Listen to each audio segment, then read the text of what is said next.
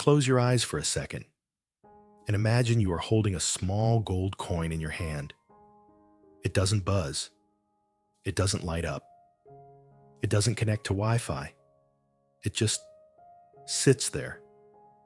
A tiny, heavy disk of metal. And yet, if you walked into almost any country on Earth and showed that coin to the right person, they would understand exactly what it means. Value, wealth, safety, power. But why? Why did this one strange metal, pulled out of dark holes in the ground, become the thing that kings hoarded, empires fought over, and ordinary families trusted more than anything else?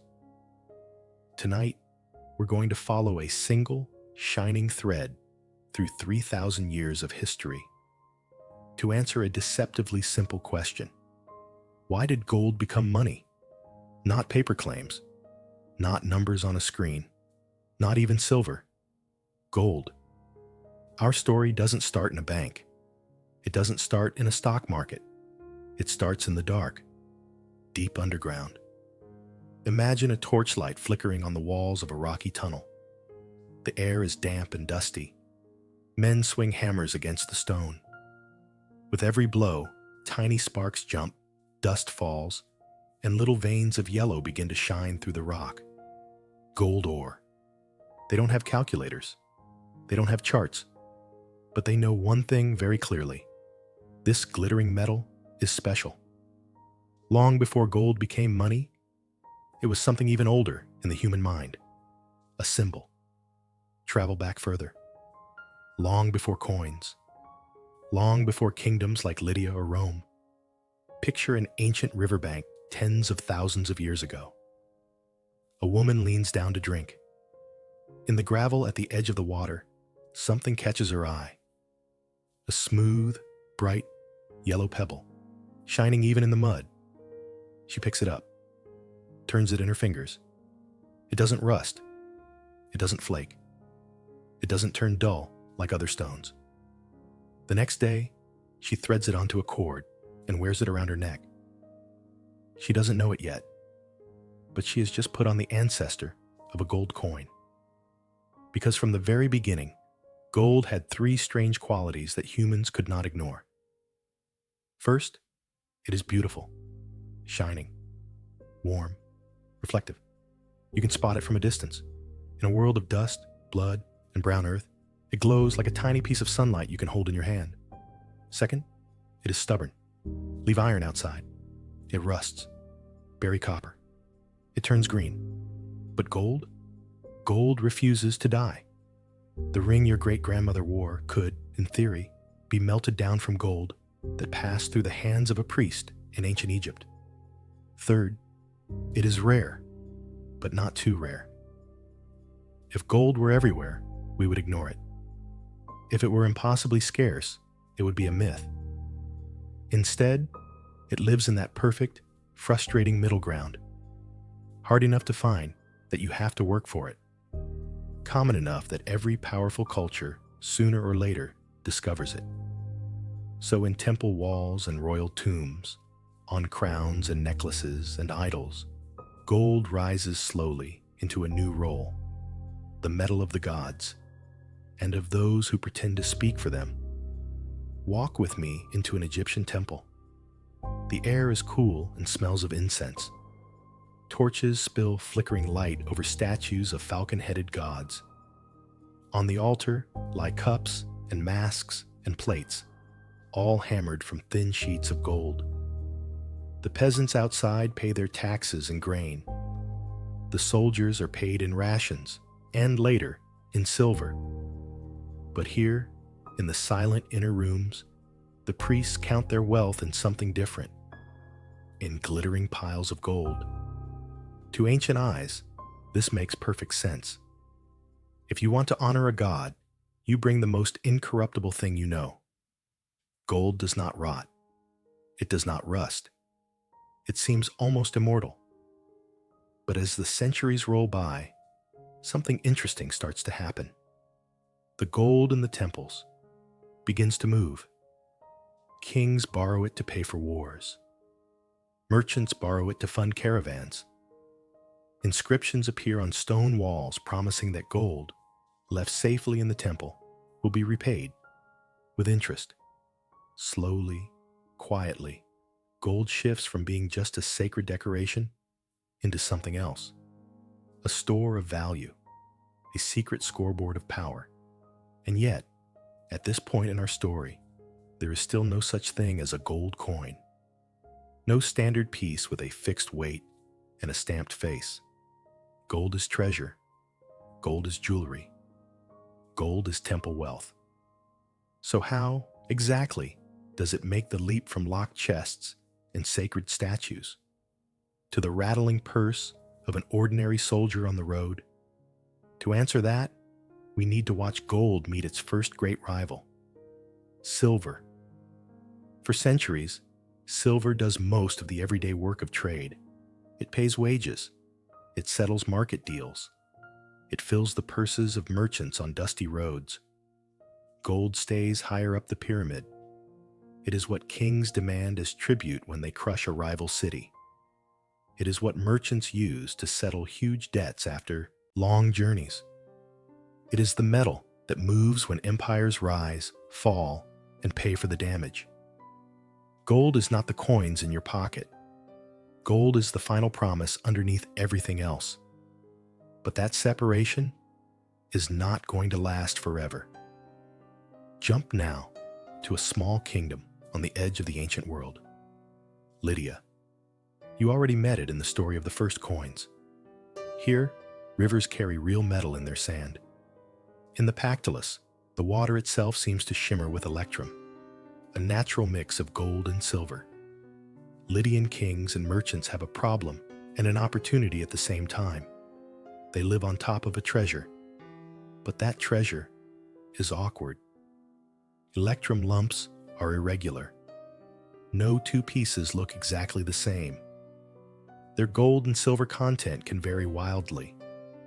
Every time you pay someone, they have to weigh your metal, test it, argue about it. So the Lydians try something radical. They fix the shape. They fix the weight. They stamp it with a royal symbol, a lion.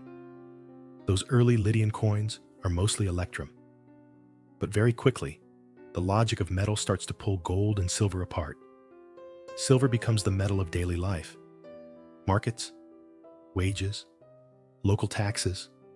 Gold becomes something else, the top layer. Imagine a trader in the Eastern Mediterranean 3,000 years ago. On his ship, he carries olive oil, purple dye, fine clothes, and an amphorae of wine. At each port, he buys and sells, argues, and bargains. Small payments are made in local silver. But when the deals are big, when the cargo is huge, when the debts could ruin his family for generations, then he reaches into a different bag. A bag that holds only a handful of yellow coins and bars. Gold. Because by now, across many cultures, a quiet understanding has formed. Silver is for trade. Gold is for settlement. Silver is the language you shout in the marketplace. Gold is the whisper that seals a treaty between kings. Follow that gold as it moves. From Lydia, golden wealth flows into the mighty Persian Empire. Persian rulers demand tribute from conquered lands, grain, soldiers, and above all, precious metals. Darius the Great issues the Daric, a famous gold coin stamped with an image of a Persian archer. It is heavy, reliable, instantly recognizable.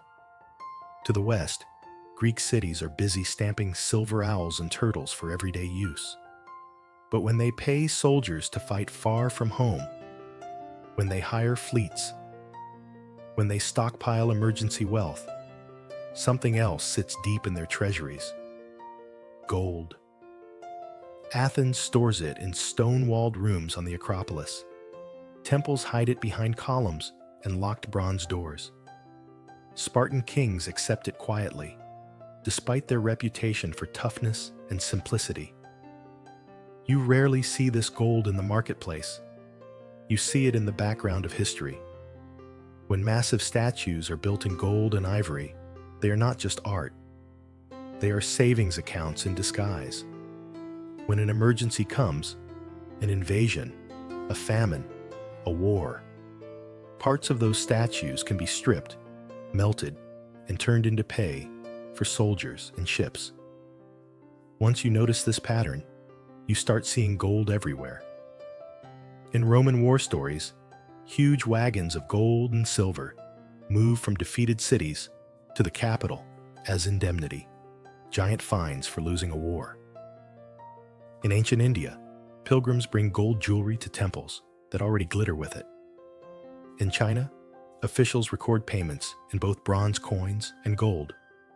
Different languages, different gods, different customs. Same metal at the top. But why gold and not something else with a high value? Imagine trying to use cattle as your ultimate store of value. They get sick. They die. They eat. They run away. Imagine trying to use grain. It rots. It molds. It takes up space. Even silver, for all its usefulness, tarnishes and blackens over time. Gold simply sits there, quietly gleaming, immune to moisture and decay. And it is dense. A small sack that one person can carry on a horse, under a cloak, or in a boat, can hold enough value to feed an army for weeks. In a brutal world where kingdoms can fall in a single battle, that matters. If you are a king, and you know that one day you might lose your palace, your slaves, your throne, you still want one thing you can grab as you run for the border. You want something that will be accepted wherever you end up, no questions asked. You want gold. So gold becomes a kind of silent passport, a universal apology, a final chip on the table of history. It settles debts not just between people, but between entire nations.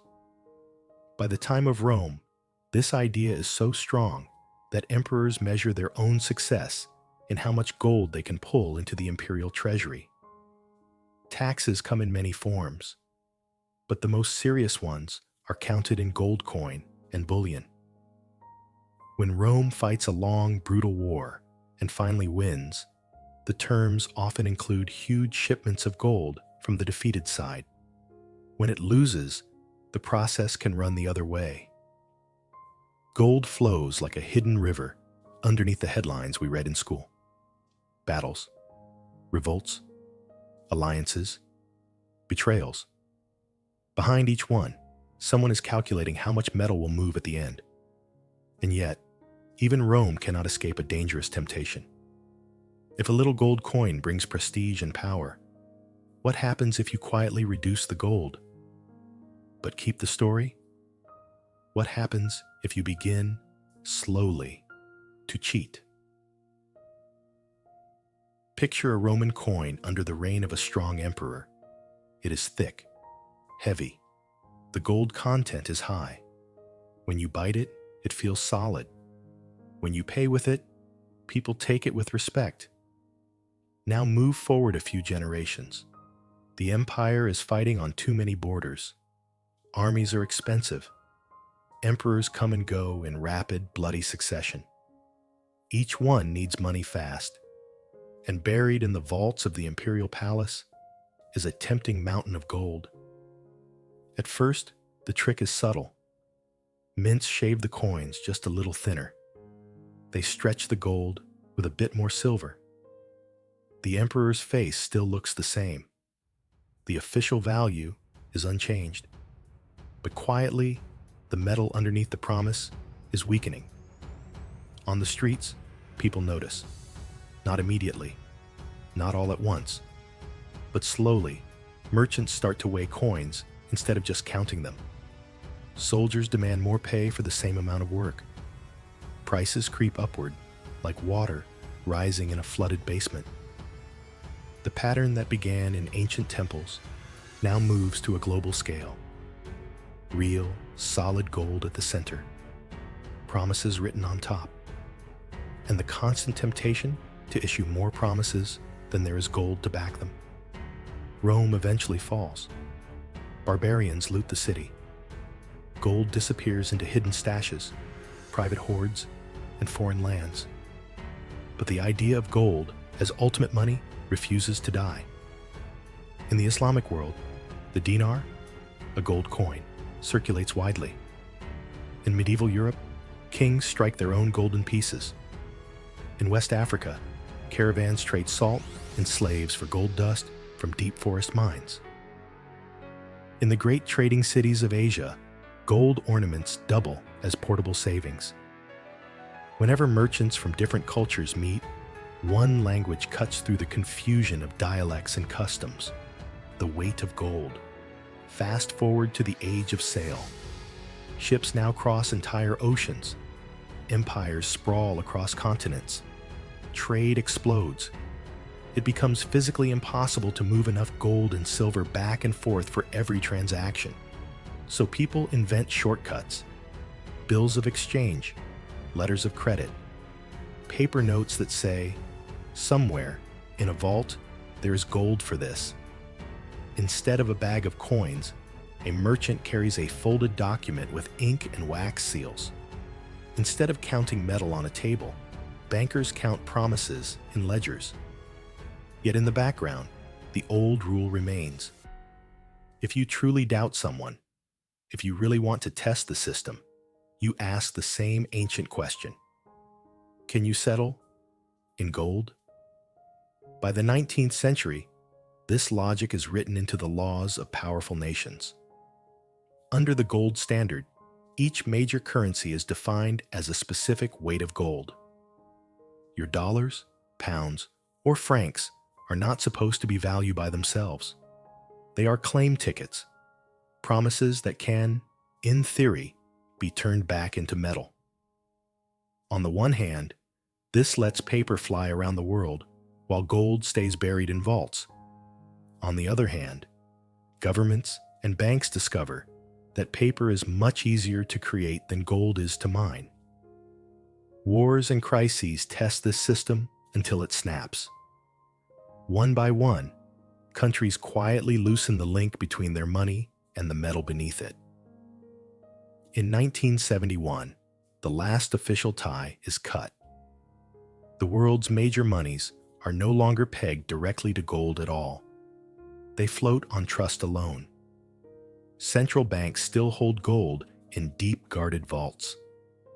Investors rush to buy it when they smell crisis. People in unstable countries still hide small gold coins at home, just in case. But officially, the system has changed. On screens and in apps, money has become pure number, imagination backed by law and habit, not by metal. So what then does gold mean today? Is it just an old superstition? A shiny relic of a primitive age? Or is it something else? Imagine you stand in a museum, under soft white lights. In a glass case in front of you lies a small golden coin from ancient Lydia. The lion on its surface is worn but still fierce. Beside it, there's a Roman aureus, a medieval florin, maybe a British sovereign. Every one of them once moved through frightened hands and hopeful hands, through markets and war camps, through temples and royal courts.